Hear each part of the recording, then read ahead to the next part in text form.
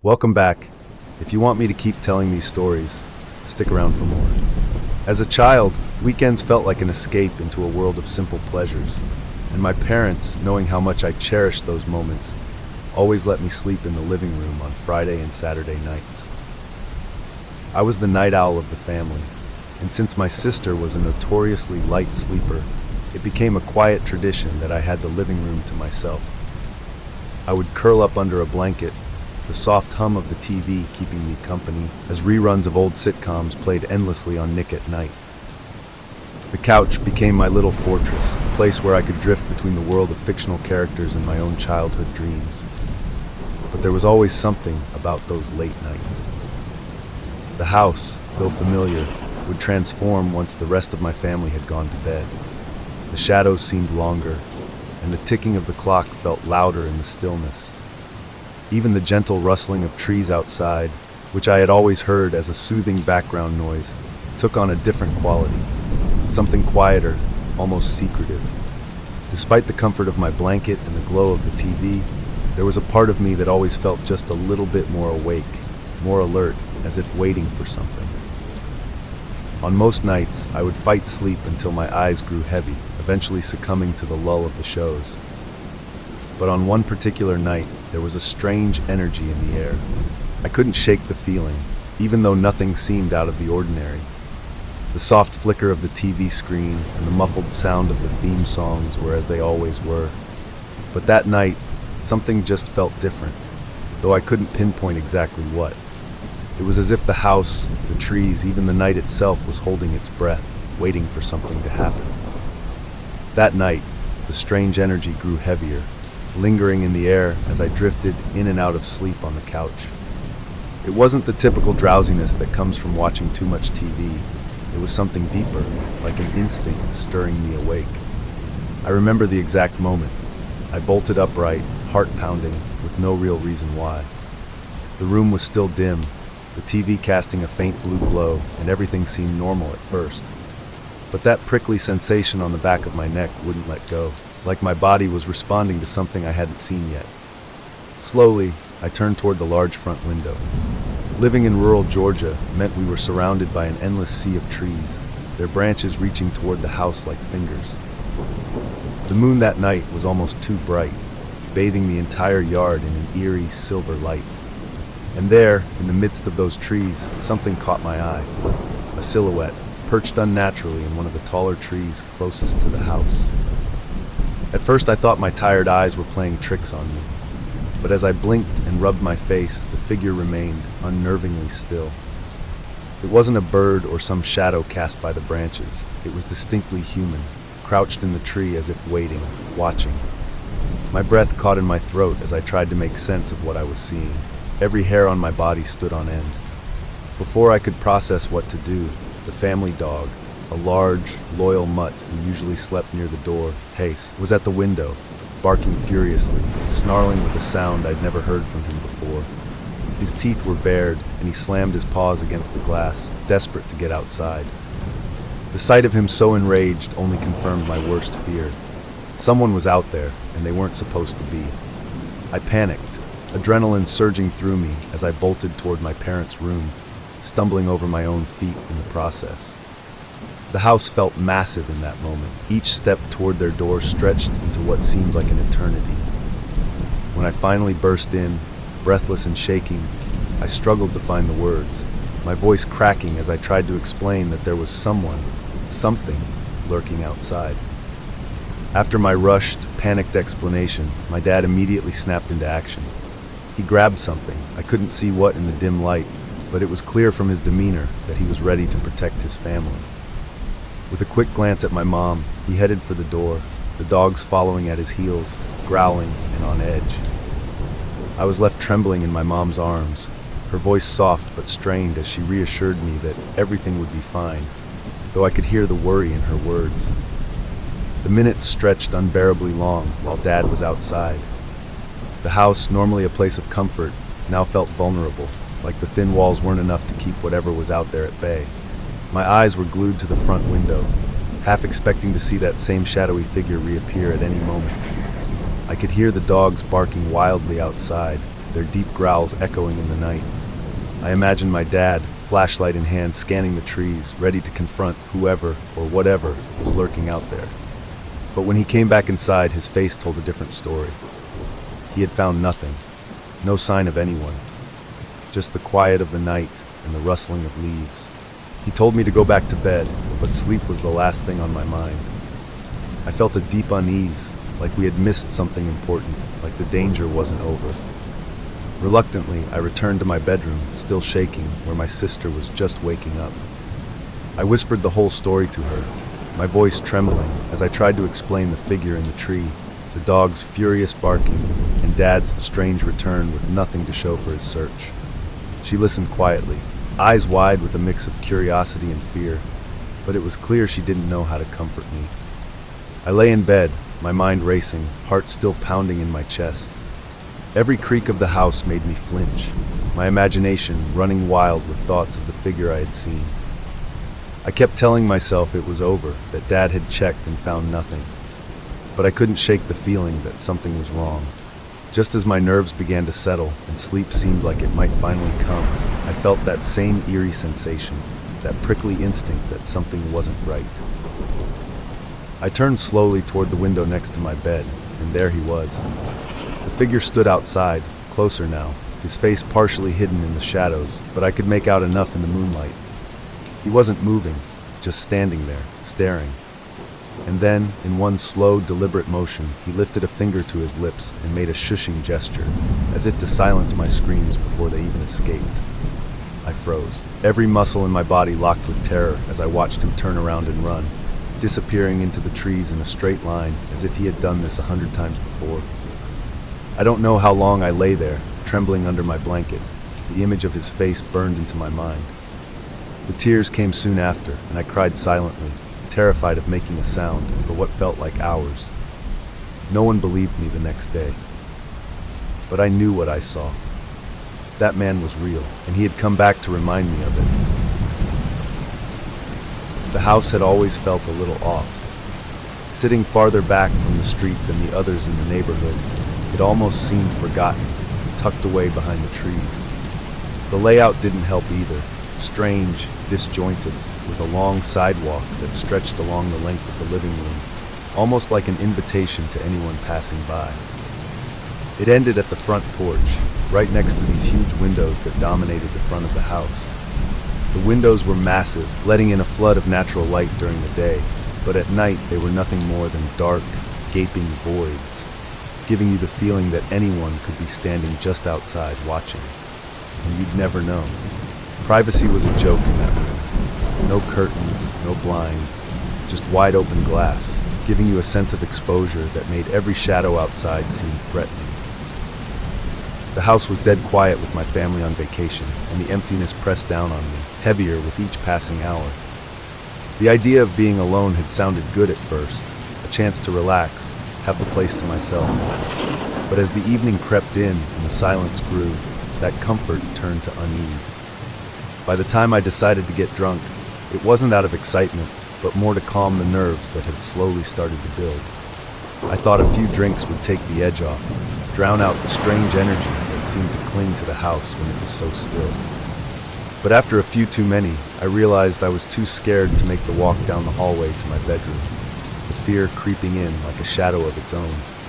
The hallway felt endless, dark, and I wasn't about to leave the relative safety of the living room.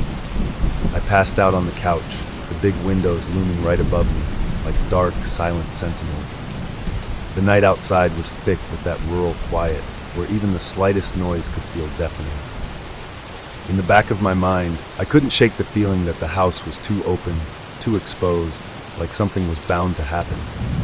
But I pushed it aside, letting the alcohol pull me into a restless sleep beneath the windows that offered no protection, no barrier from whatever might be lurking just beyond the glass. I woke up abruptly, my body jolting out of sleep like it knew something I didn't. My mind was foggy, still clouded by the alcohol, but there was no mistaking the sharp chill that had gripped me, the kind that sinks into your bones, makes you feel like something is wrong, even though you can't see it yet. The living room was dark now, the TV long since gone silent, and all I could hear was my own breath. I didn't know why I had woken up so suddenly, but every instinct was screaming that something was off. I stayed still, frozen beneath the blanket, trying to listen for any sound, any clue as to what had disturbed me. Then it started. A loud, jarring bang, right above me. My heart leapt into my throat as my eyes darted up to the large window directly above the couch. Someone, or something, was there, pounding on the glass with a deliberate, rhythmic force. My entire body went rigid, fear locking me in place. I didn't dare move, didn't even blink. I just stared up at the window, the dark outline of a figure barely visible through the black void of the glass. The moonlight outside barely illuminated the shape, but it was enough to make out a person standing there, their hand repeatedly slamming against the window, as if testing the barrier between us. I tried to convince myself it was a dream, some half-drunken hallucination maybe.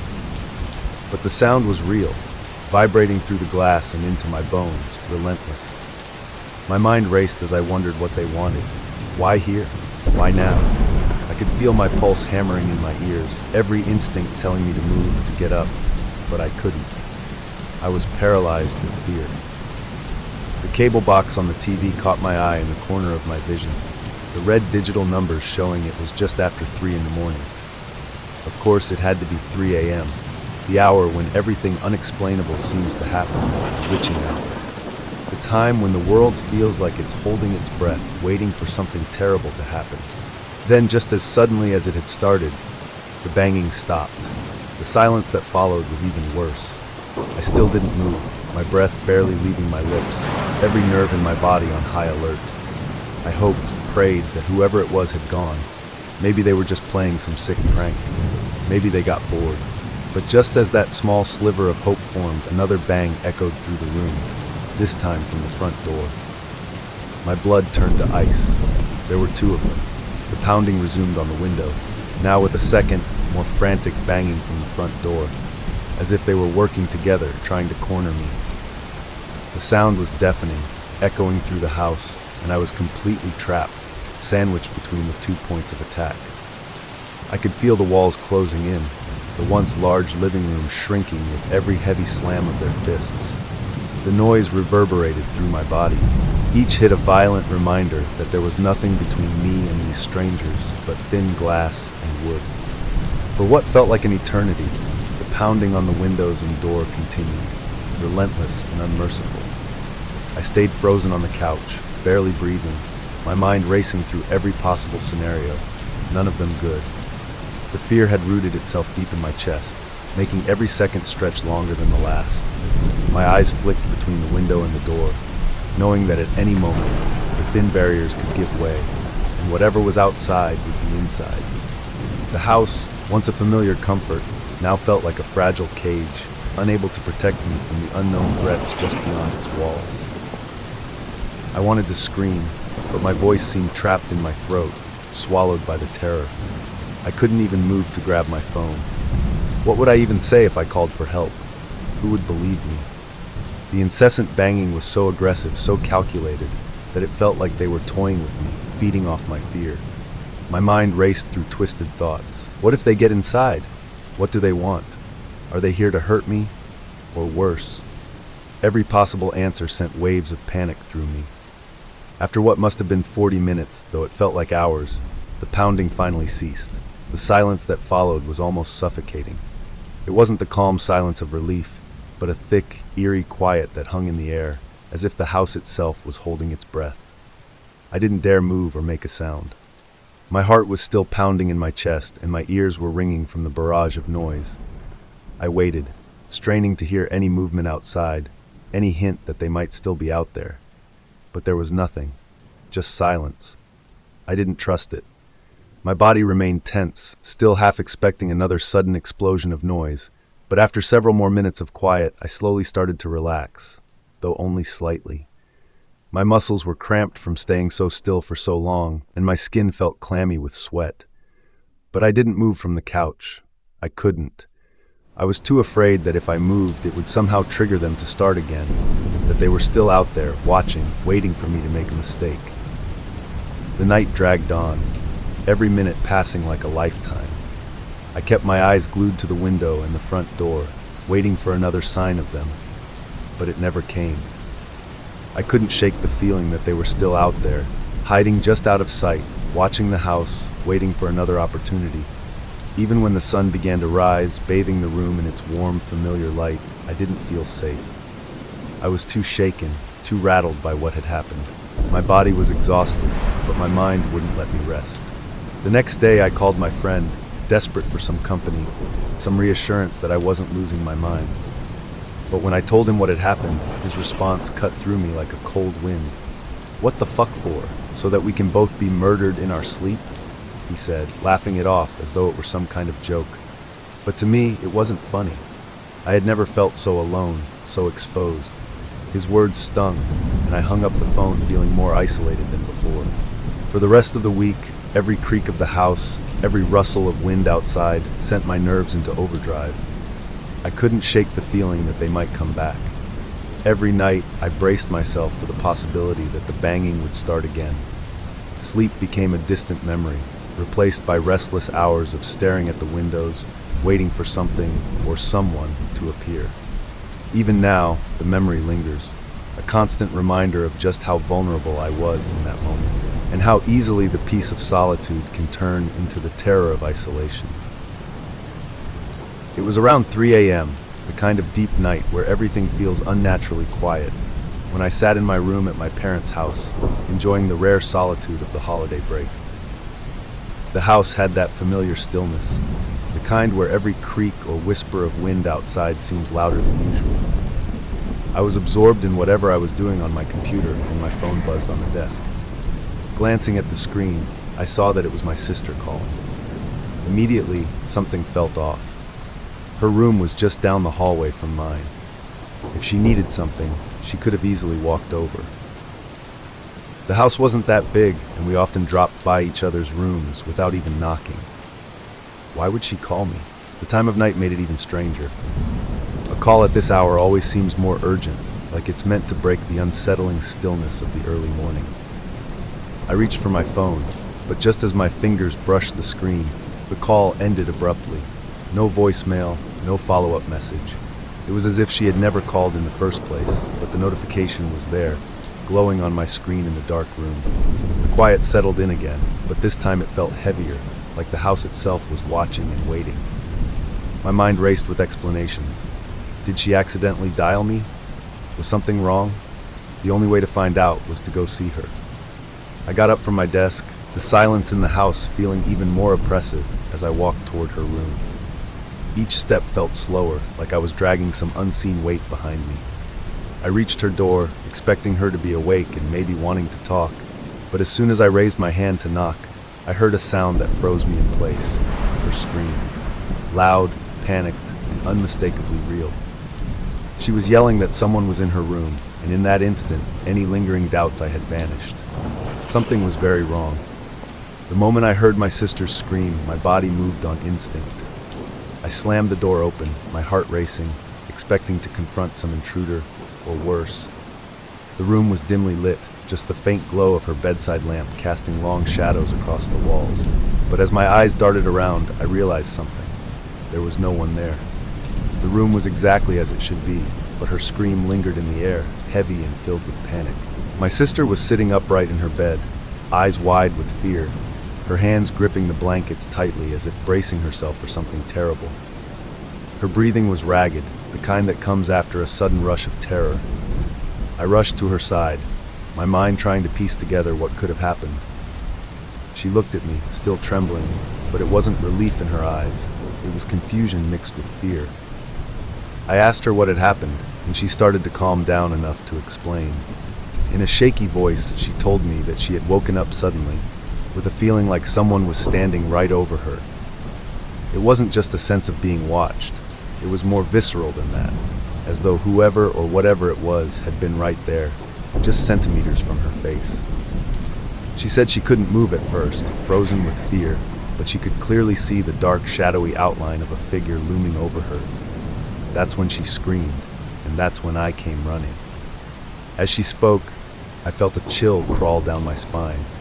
There was something about the way she described it, the absolute certainty in her voice, that made it impossible to dismiss. She wasn't the type to scare easily, and the terror in her eyes told me this wasn't some half-forgotten nightmare. There had been something or someone in her room. But now, the room was empty, silent except for the faint sound of her breathing as she tried to steady herself.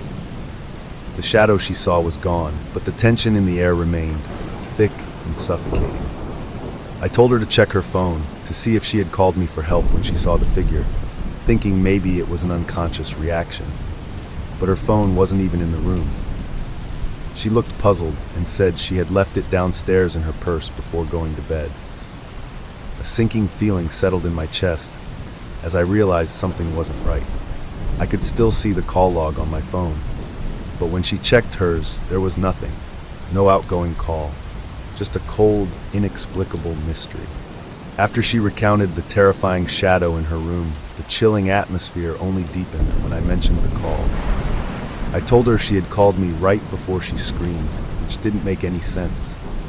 She looked at me, bewildered, insisting that she had been asleep the entire time and hadn't touched her phone. That's when I asked her to check where her phone was. She paused, confusion spreading across her face. She then remembered, with growing unease, that she had left it downstairs, zipped away in her purse before going to bed. We went downstairs together, the quiet of the house now filled with an unsettling tension. Every creak of the floorboards seemed louder, every shadow seemed to stretch a little further. We found her phone exactly where she said it would be, untouched in her bag. That should have been reassuring, but instead, it sent a fresh wave of fear through me. How had I received a call from her phone if it was downstairs the whole time? I checked my own phone again, staring at the call log as if the answers might reveal themselves there. Sure enough, the call was there, stamped with the exact time, just moments before I had reached her door. But when she checked her phone, there was no record of it. No outgoing call, no missed connections. It was as if the call had never happened, at least from her side. We both stood there, staring at our screens in disbelief, a creeping sense of dread washing over us. The eerie quiet of the house felt suffocating now. We were both rattled, unable to explain what had just happened. My sister clutched her phone, glancing nervously back toward the dark hallway leading upstairs, as if expecting that shadowy figure to emerge again. Neither of us had an explanation, and the more we thought about it, the less sense it made. I tried to rationalize it. Maybe it was some kind of glitch, a strange coincidence. But deep down, I knew it wasn't that simple. There was something about the way the shadow appeared to her, how she felt it hovering so close like it had been watching her. And the call, that unexplainable call, left a question lingering in the air, one that neither of us wanted to ask out loud. Had something else used her phone? Something beyond our understanding? The rest of the night, neither of us slept much. Every small noise, every flicker of movement outside our windows made our hearts race. The house, once so familiar and safe, now felt foreign, like it was holding secrets we were never meant to discover. Even now, we still talk about that night sometimes, but we've never managed to explain it. And the thought of that shadow, coupled with the impossible call, remains an unsolved mystery, one that still haunts me whenever I'm alone in that house, especially in the dead of night. It was 2004, and I was a 17-year-old country girl, fresh in the city for college, feeling both exhilarated and overwhelmed by the vastness and unfamiliarity of it all. It was my first taste of freedom, and I was naive enough to think I could handle anything the city threw at me. One night, feeling bold and reckless, I decided to walk back to my dorm at 1:30 in the morning after hanging out with friends. I had no real sense of direction, just the misplaced confidence of someone who had never had to worry about navigating dangerous streets before. The further I walked, the quieter the streets became. The well-lit, busy areas where students usually gathered were behind me, and I soon found myself in a part of town that I didn't recognize. The streetlights were few and far between, most of them busted or flickering weakly, casting eerie shadows across the cracked sidewalks. Trash lined the streets, piled up in corners, and the faint sounds of arguments and muffled shouting leaked from the windows of dilapidated row houses. It hit me then just how bad of an idea this was, but by that point, turning back seemed just as uncertain as continuing forward. With every step, the street felt darker and more isolated, and my gut churned with the realization that I had no idea where I was or how far I was from the safety of my dorm. The usual city noise was gone, replaced by an unsettling silence, broken only by the occasional distant sound of tires screeching or dogs barking. There wasn't another soul in sight, and it felt like the neighborhood itself was closing in on me, watching, waiting for something to happen. My heart began to race, but I kept walking, telling myself I was just being paranoid.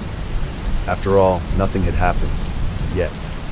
But then out of the corner of my eye, I noticed headlights approaching slowly from behind. A car.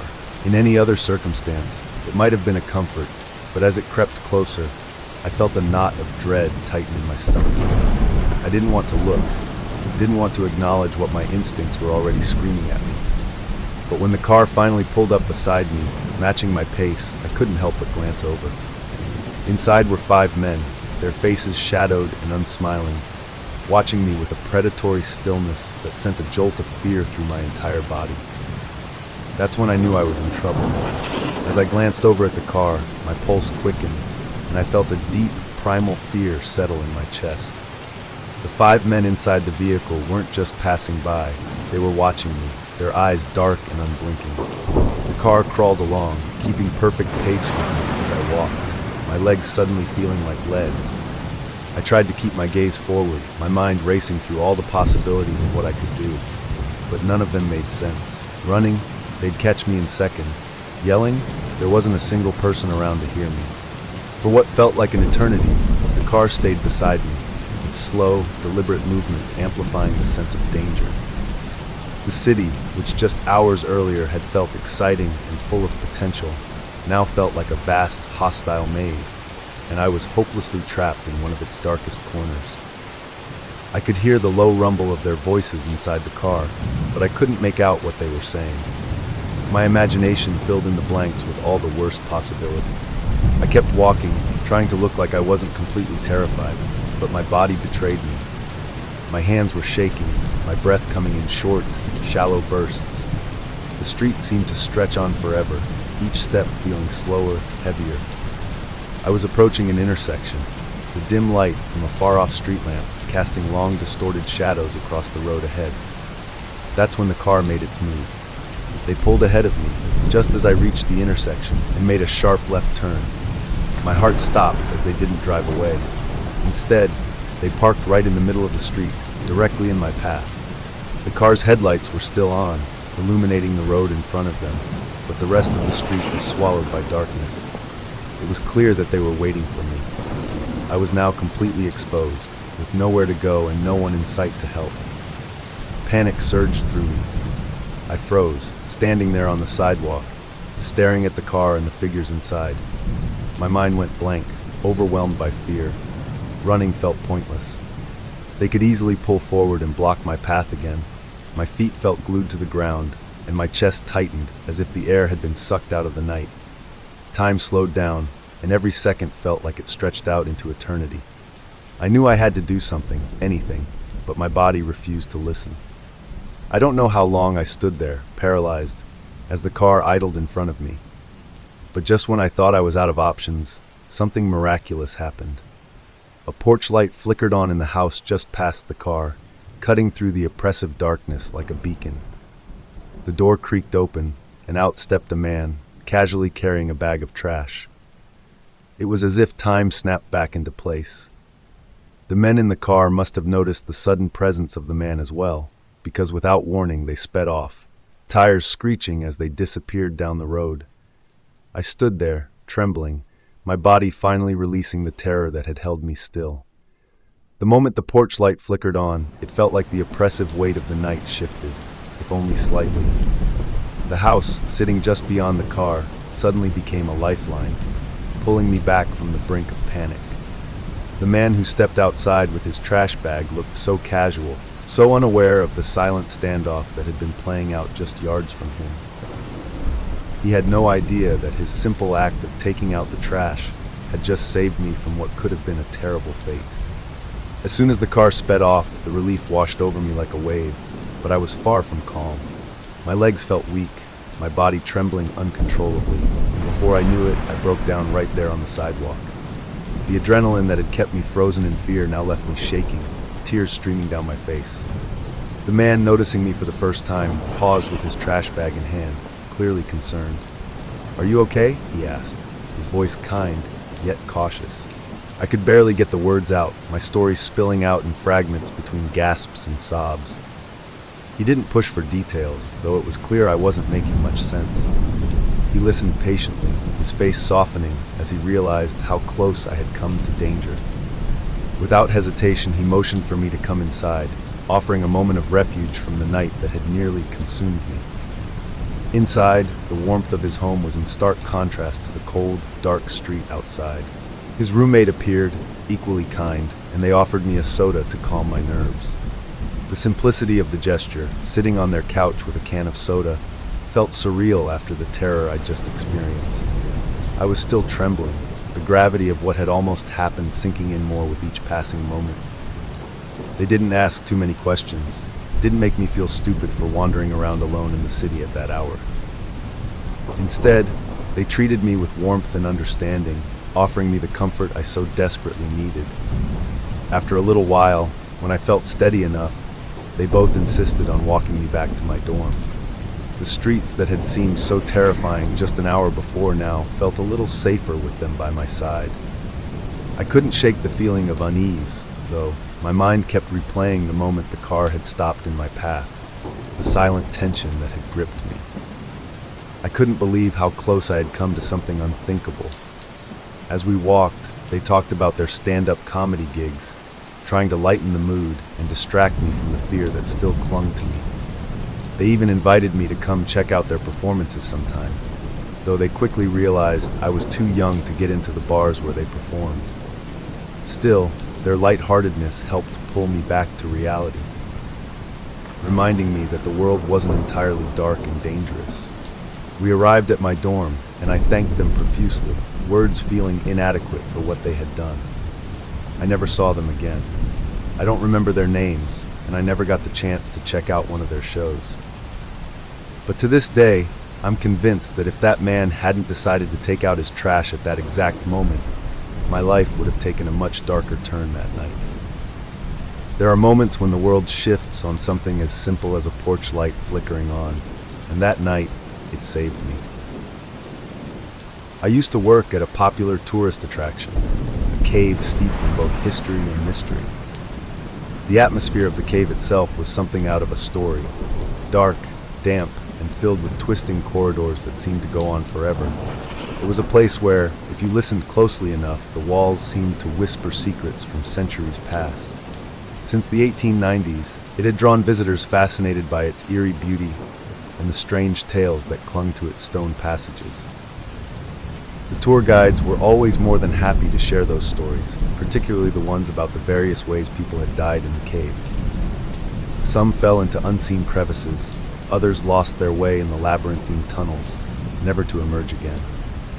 These were stories meant to captivate and thrill, but for us employees, they were more than just folklore. We knew exactly how many lives had been lost there, and it was a number that weighed on our minds even as we joked about it. By the late 90s, management decided to change the script, making it less morbid, more appropriate for a general audience. However, the truth always lingers in places like that. No amount of sanitizing can erase the past. Those of us who worked there were acutely aware of the cave's darker history, and the stories still circulated among the staff. The cave had an aura, something unexplainable, that always made us feel like we weren't alone, even after hours when the tourists had long since gone. One night after closing, the veteran tour guides decided to pull a prank on a new hire, a young, enthusiastic guide who had just started. They told her to grab a broom and sweep one of the deeper sections of the cave. I thought the task itself was the joke. Who sweeps a cave, after all? Dust doesn't settle in the traditional sense, not in a place like that. But I soon realized the real prank was far more sinister. They instructed her to go to an area that was deep into the cave, a section far from the entrance, where the natural light never reached and the silence was deafening. As she made her way back, the guides quietly maneuvered the large vault-like door, the one that could seal the cave off completely. This door was no ordinary door. It was thick, heavy, and impenetrable, built to keep out the elements, and it seemed to lock something in. With a final creak, they swung it shut, sealing her inside. Then, with a flick of the switch, they turned off the lights, plunging the cave into total darkness. As soon as the vault-like door sealed shut, the cave was swallowed by a darkness so absolute it felt suffocating.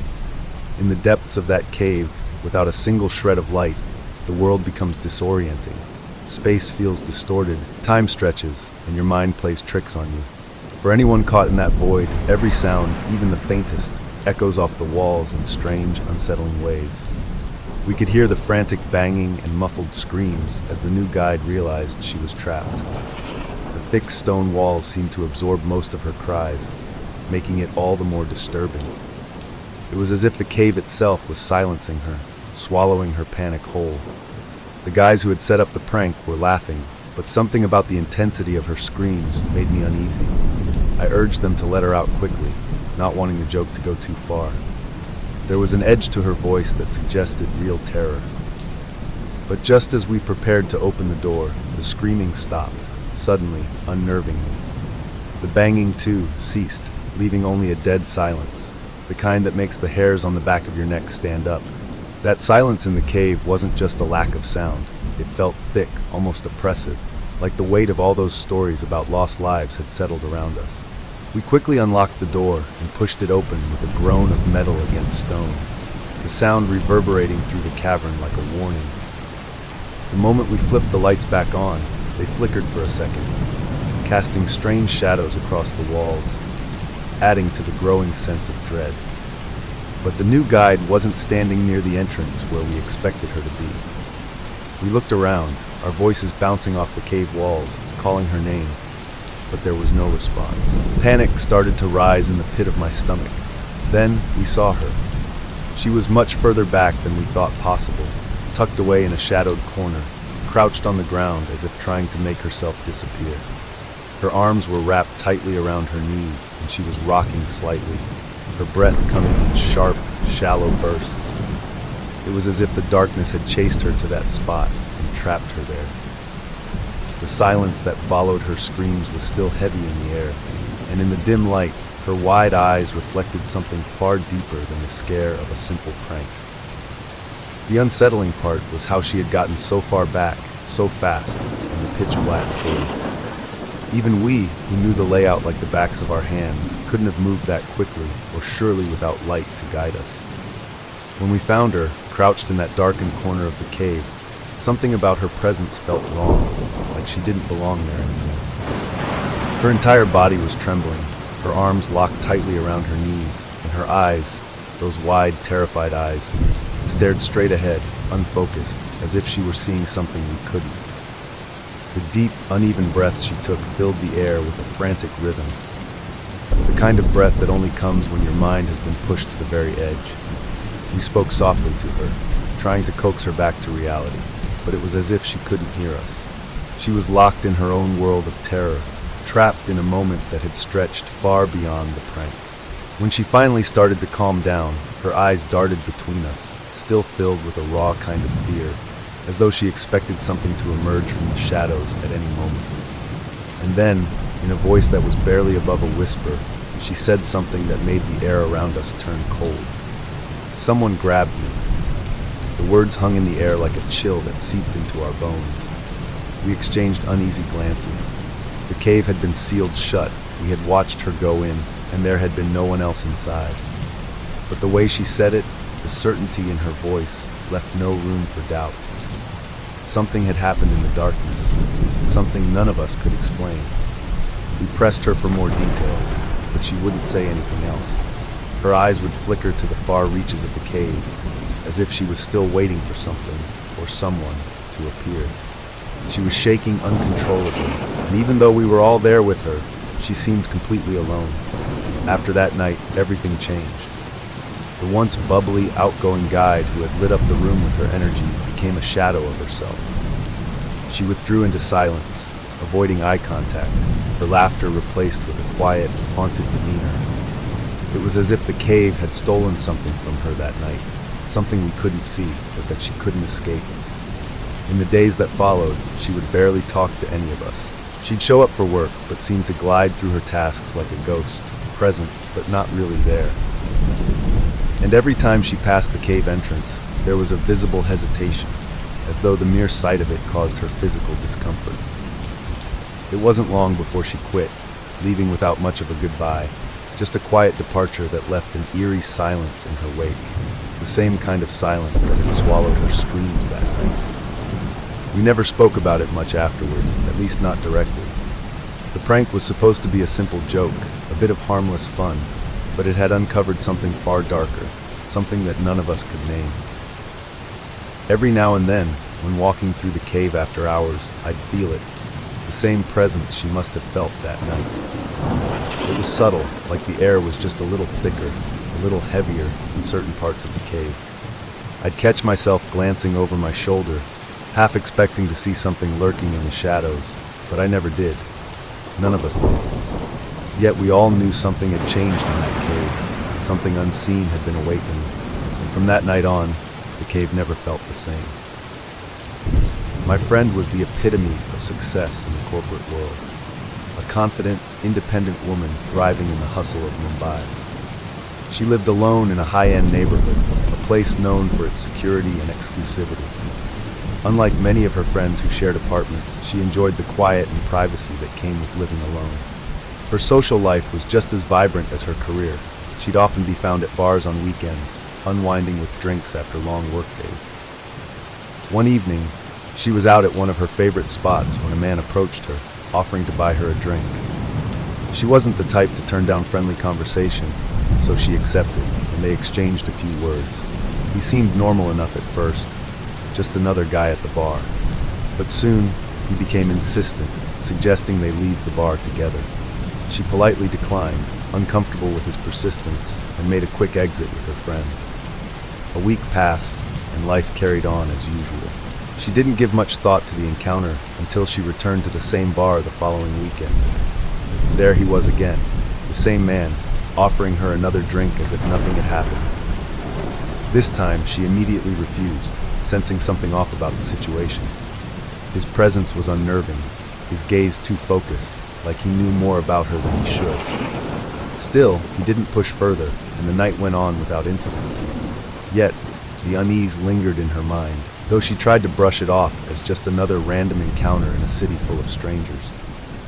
The next weekend, she decided to try a different bar across town, hoping for a change of pace.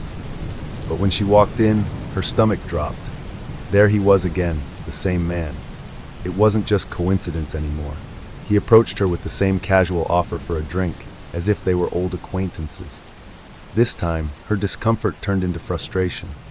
She firmly declined and told him to stop bothering her. He backed off, but his calm, unbothered demeanor unsettled her further, as though he wasn't fazed by her rejection, like he already knew he would see her again. For a few weeks after that, she didn't see him, and life seemed to go back to normal. The routine of work, late nights, and weekends out resumed without any sign of the man. Slowly, she began to relax, telling herself it had just been a series of coincidences. She even stopped thinking about him altogether. But in the back of her mind, there was always a lingering sense of being watched, like someone was following her movements in the shadows, unseen but present.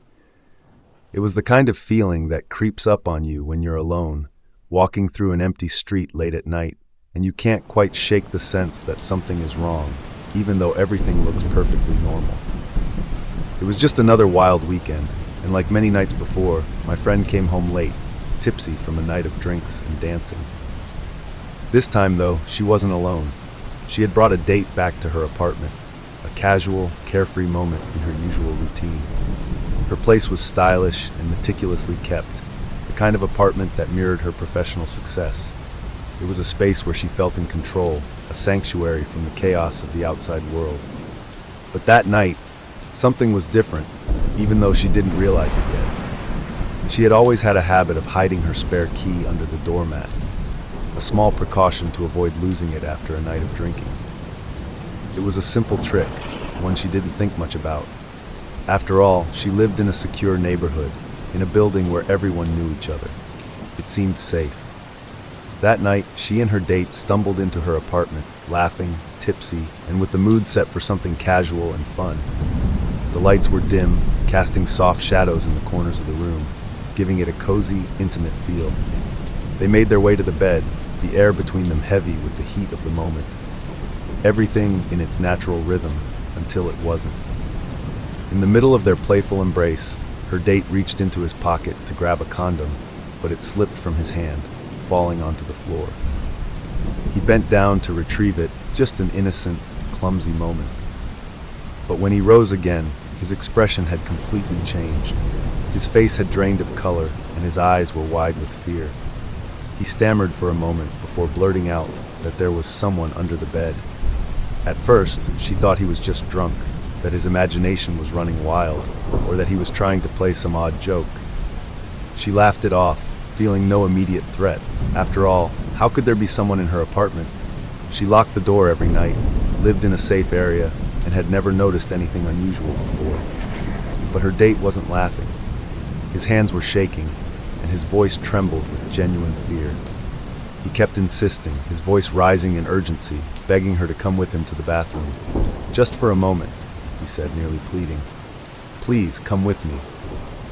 There was something in his eyes that made her pause, a depth of panic that she couldn't ignore. Confused and increasingly uneasy, she finally agreed, following him to the bathroom, still not fully understanding the gravity of the situation. As soon as they stepped inside, he locked the bathroom door behind them, the sharp click of the lock echoing in the small space. The air was thick with tension now, the mood having shifted from playful to pure dread in a matter of seconds. Her heart began to race as the atmosphere turned suffocatingly heavy, the silence broken only by his hurried breaths.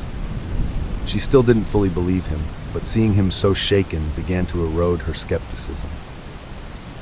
He whispered again, almost frantic, that he had seen someone hiding under her bed. The thought sent a chill down her spine, but her mind was still trying to rationalize the situation. Maybe it was just a trick of the light, a shadow, or his drunken imagination playing tricks on him. But as the minutes ticked by in that small, claustrophobic bathroom, the dread became harder to dismiss. Her mind raced through the possibilities, each more terrifying than the last. What if he was right? What if there really was someone under her bed, hiding, waiting for the right moment? The fear grew in her chest until it was impossible to ignore, and finally her trembling hands reached for her phone. She dialed the police, her voice barely steady enough to explain the situation. They stayed locked in the bathroom, her date pressing his ear against the door, listening for any movement from the other side. 10 long, agonizing minutes passed, each second feeling like an eternity. The fear in the room was palpable, as if the very air had thickened with tension. Neither of them spoke much after that.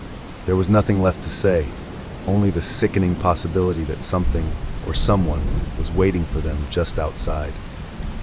The sound of the police knocking at the door echoed through the apartment like a sharp break in the suffocating tension. My friend and her date emerged from the bathroom, both visibly shaken, with her still unsure whether the danger was real or imagined. The officers moved swiftly, their presence a mix of reassurance and dread, as though even they could sense something wasn't quite right. One of the officers calmly asked what had happened, and her date, still pale and on edge, frantically explained what he had seen. His words came out rushed, but clear enough to convey the fear that had overtaken him. Someone was hiding under the bed. One of the officers nodded, signaling for his partner to investigate. As they approached the bed, my friend's heart raced, the gravity of the situation finally settling in. She could feel the weight of the moment, a chilling stillness hanging in the air. The apartment, once her sanctuary, now felt foreign, as though it had been tainted by something dark, something unseen but undeniably present. The officer knelt down slowly, pulling back the bedskirt with deliberate care, as if expecting something terrible to be lurking just out of sight. What he found was far worse than anything she had imagined. Lying there, crammed into the small, dark space beneath the bed, was the man who had been stalking her for weeks.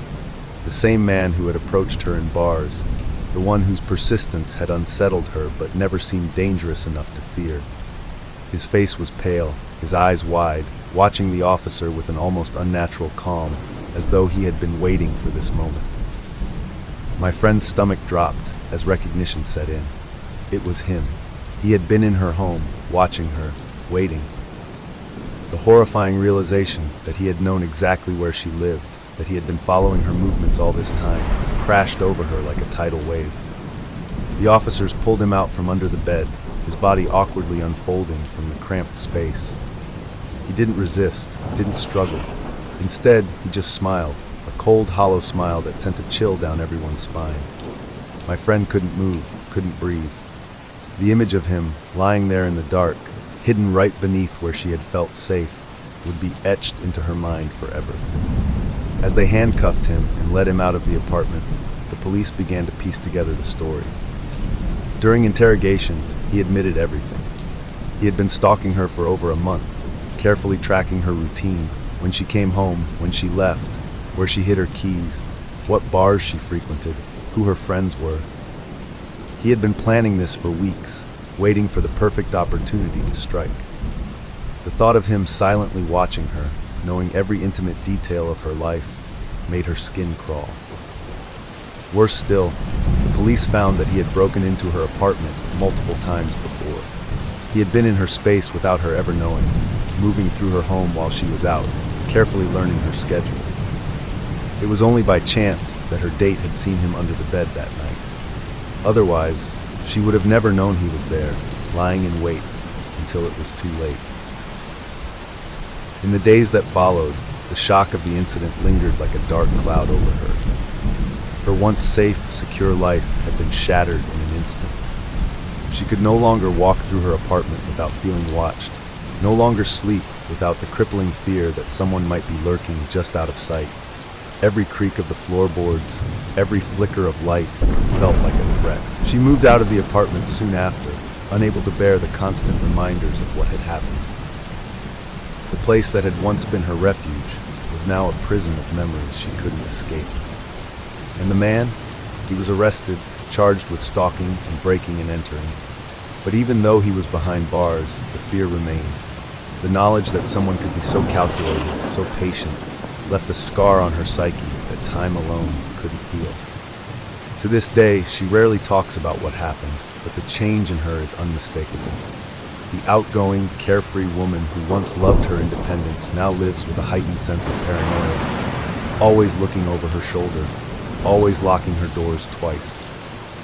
The experience left her forever altered, a lingering reminder that safety is sometimes nothing more than an illusion, and that we never truly know who might be watching from the shadows. It was a quiet evening, the kind where the house felt still, and everyone was going about their usual routines. I was 12 years old, sitting on my dad's bed, casually chatting with him in his room. The soft hum of the evening air outside and the dim lighting inside created a calm, almost serene atmosphere. My mom was in the closet, or so we thought, and we could clearly see her through the open closet door. The light inside the closet was off, but there was just enough glow from the room for us to make out her silhouette. She was standing there, folding clothes with slow, methodical movements, just like she always did when she was organizing things. Her figure was unmistakable, the familiar posture, the way she moved, and her signature hair bun that she always wore, tied up neatly. It was such an ordinary sight that neither my dad nor I paid it much mind. We continued talking, sharing random bits of conversation, comfortable in the presence of my mom as she worked silently in the background. Nothing seemed out of the ordinary. We could see her shifting slightly as she folded, stacking clothes in neat piles, and for all intents and purposes, everything seemed normal. There was something comforting about it, seeing both of my parents in the room, even if we weren't all actively engaging. It gave the room a sense of stability and warmth. But as the conversation carried on, my dad suddenly needed to ask her something. He called out to her casually, expecting the usual response. But instead, there was only silence. He called again, slightly louder this time, his voice breaking the stillness of the room. Still, no reply. I glanced over at him, and he gave me a puzzled look, furrowing his brow. It was strange because we could both clearly see her standing there, folding clothes. My dad called out again, this time with more insistence in his voice. The silence stretched on, feeling thicker, heavier. I could feel an odd sensation creeping in, like a thread of unease pulling at the edges of the moment, but I didn't fully register it yet.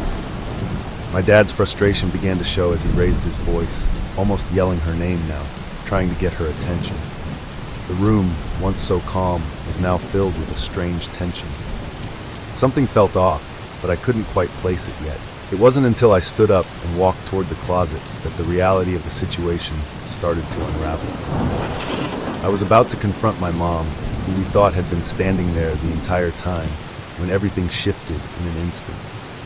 Just as I approached the closet, I heard the unmistakable sound of the bathroom door opening. My mom stepped into the room, completely unaware of the escalating tension, wrapped in a towel, looking confused as to why my dad had been yelling her name. In that moment, time seemed to freeze. My mind struggled to process what I was seeing. How could my mom be standing there in the room with us, when just moments before, she had been in the closet, clearly visible, doing something as routine as folding clothes? I froze in place, my heart skipping a beat. It was impossible. What we had seen in the closet, it couldn't have been her. The warm, familiar evening had suddenly taken on an eerie, unsettling quality. As soon as my mom entered the room, a strange coldness seemed to sweep over me. There she was, standing at the doorway, looking confused, her hair still damp from a shower, wrapped in a towel. The warmth of the casual evening evaporated, leaving behind a growing sense of dread. My dad's face mirrored the confusion and disbelief that was taking hold of me. For the past few minutes, we had both been certain we were watching her in the closet, her silhouette clear as day, moving with the same fluidity we'd seen countless times before. Yet here she was, standing in front of us, having clearly just emerged from the bathroom. My dad's voice, usually steady and sure, wavered as he tried to make sense of the situation. "But we were just in the closet," he stammered, his eyes darting between my mom and the darkened space behind him. My mom looked perplexed, her brow furrowing. "What are you talking about? I've been in the shower," she replied, her voice calm but tinged with concern. The more she spoke, the more the feeling of wrongness set in. I turned my gaze back to the closet, where we had both just seen her folding clothes.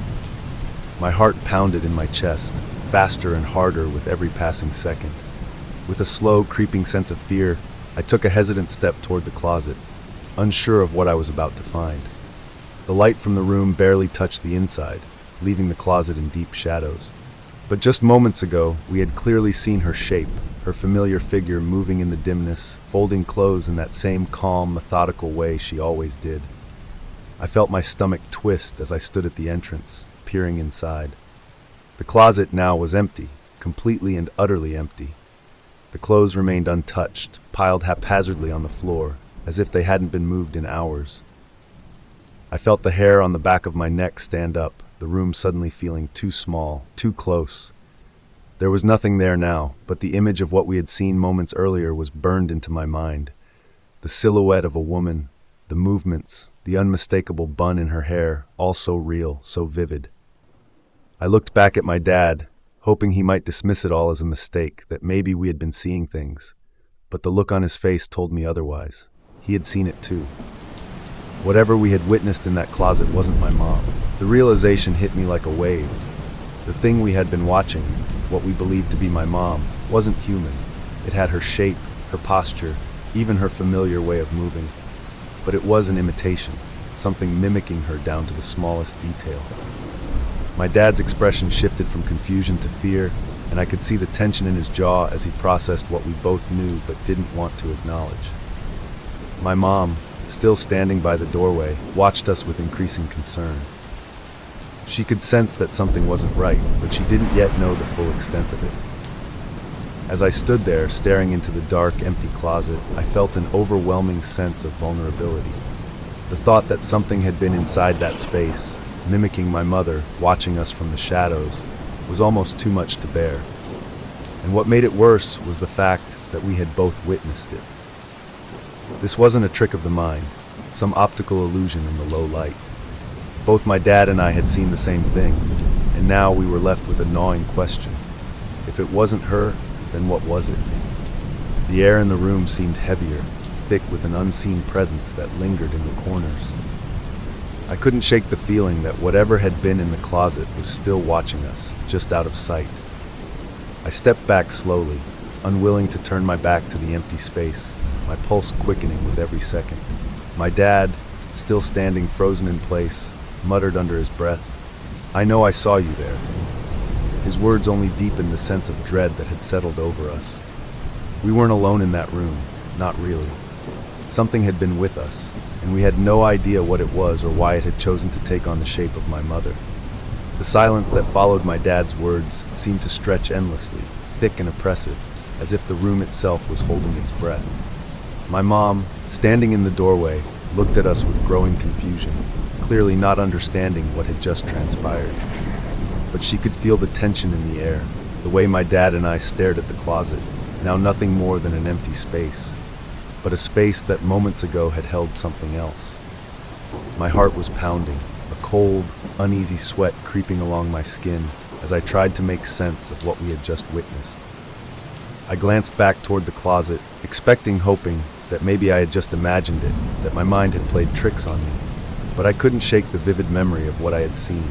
My mom's unmistakable figure, her posture, the way she moved, even her hair tied up in the same familiar bun.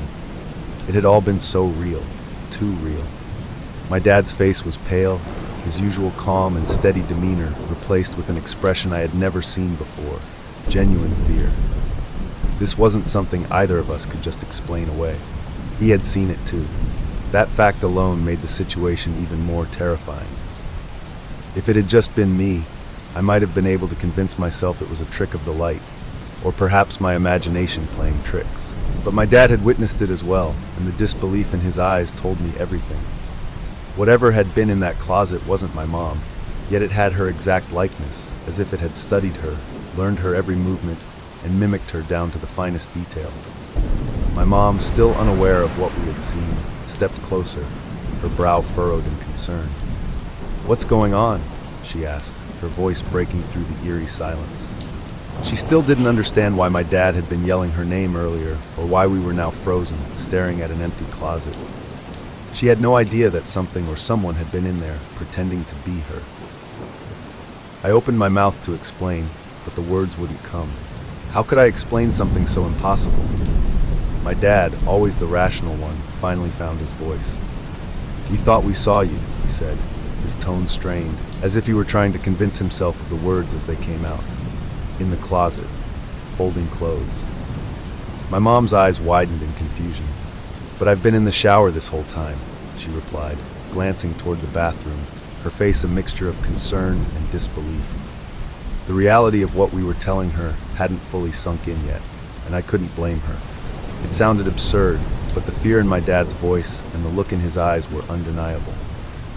I felt an almost primal instinct to retreat, to get out of the room and away from whatever it was that had been in the closet. But the curiosity, the need to understand, kept me rooted in place. My dad, still shaken, walked toward the closet again, as if he could somehow find a logical explanation if he just looked hard enough. He reached for the doorframe and leaned in, his movements slow, hesitant, like he was afraid of what might happen next. But there was nothing there now, no sign of what we had seen, no movement, just the cold, still air of an empty closet. But the absence of whatever had been there only made it worse. It had disappeared without a sound, without a trace, and that terrified me more than anything. If it wasn't my mom, then what had it been? A shadow, a figure, a presence that had taken on her form, but for what purpose? My mind raced with possibilities, none of them comforting. My mom, now more aware that something had truly unsettled us, walked over cautiously, her eyes darting between the closet and the two of us. "What exactly did you see?" she asked, her voice low, as if speaking too loudly might stir something in the room. My dad struggled for words, his usual confidence shaken. "It was you," he whispered. "It looked exactly like you, folding clothes, but it wasn't you." The words hung in the air, heavy and ominous. My mom's face paled as she processed what he was saying. The idea that something had taken her form, right there in the same house, was too much to fathom. She instinctively pulled her towel tighter around herself, as if shielding herself from whatever unseen force had invaded our home. I couldn't stop thinking about the details, how precise it had been. The exactness of her figure, the way her bun sat perfectly on her head, the subtle movements as she folded clothes. It had been so familiar, so natural, but it wasn't her. My mind raced with questions. How long had it been there? Had it been watching us, waiting for the right moment to reveal itself? And why had it chosen to imitate her so perfectly? The more I thought about it, the colder I felt. The unsettling realization dawned on me that this thing, whatever it was, had been close to us, in our home, pretending to be someone we loved, and we had no idea. Even now, standing in the empty room, it felt like it could still be there, just out of sight, lurking in the shadows, waiting. From that day forward, we never quite looked at the closet the same way again. Something had been in there, something that could take on the shape of my mom, and the knowledge of that left a chill in the house that never really went away.